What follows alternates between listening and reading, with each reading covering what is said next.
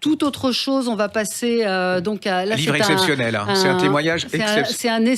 Oui, c'est pas un roman, mais ça se lit comme un roman parce que la vie de cette femme est un roman. Les enfants du dernier salut de Colette Brühl-Ullmann, au cœur du réseau qui a sauvé des centaines d'enfants juifs. C'est aux éditions City. Je connaissais pas du tout. En plus, cette femme, elle est tellement discrète.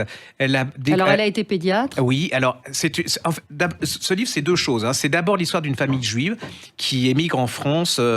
Ils viennent d'Europe de l'Est. On est au début du siècle. Alors, ils font tout pour s'intégrer comme les juifs de cette époque-là. C'est-à-dire, ils sont républicains, ils sont limite laïcs. Enfin, c'est extraordinaire.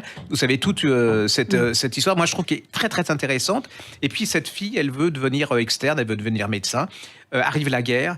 Et elle est externe à l'hôpital Rothschild. Et cet hôpital Rothschild a quelque chose de particulier, c'est que les Allemands se sont servis de cet hôpital pour faire soigner les gens qui étaient au camp de Drancy. Alors, c'est un cynisme incroyable, c'est-à-dire qu'ils soignaient les gens de Drancy, l'hôpital les soignait, il les renvoyait après pour se faire envoyer en Allemagne dans les camps de concentration. Et cette femme, avec toute une équipe d'autres femmes, vont exfiltrer des jeunes enfants, des blessés.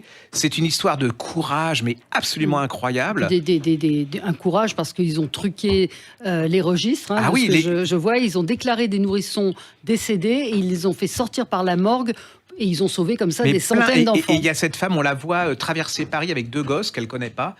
Elle risque d'être arrêtée. C'est comme la traversée de Paris, vous savez, avec Gabin et tout. Les Allemands rôdent, les collaborateurs. Et puis, il y a alors une chose absolument abominable là-dedans, dont on parle très peu et dont le système médical parle très peu. Ce sont les médecins français qui ont remplacé les médecins allemands, qui allaient dans les hôpitaux et qui décidaient de ceux qui devaient partir ou pas. Et ces médecins ont été inculpés. Vous savez de quoi ils ont écopé à la Libération ? 3 semaines d'interdiction d'exercer. Alors qu'on a attendu des femmes qui ont fait 10 fois moins de choses que ça. C'est absolument... Allez-y, parce que j'ai lu beaucoup de sujets là-dessus. C'est écrit à la première personne. Elle a été aidée par Jean-Christophe Porte.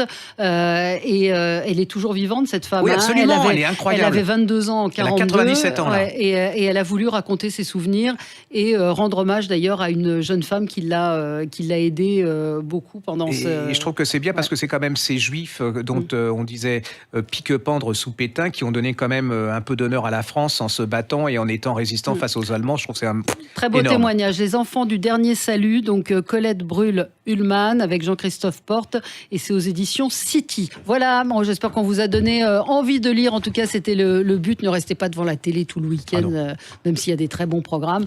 Et on se retrouve, nous, dans quelques instants. Merci Gérard.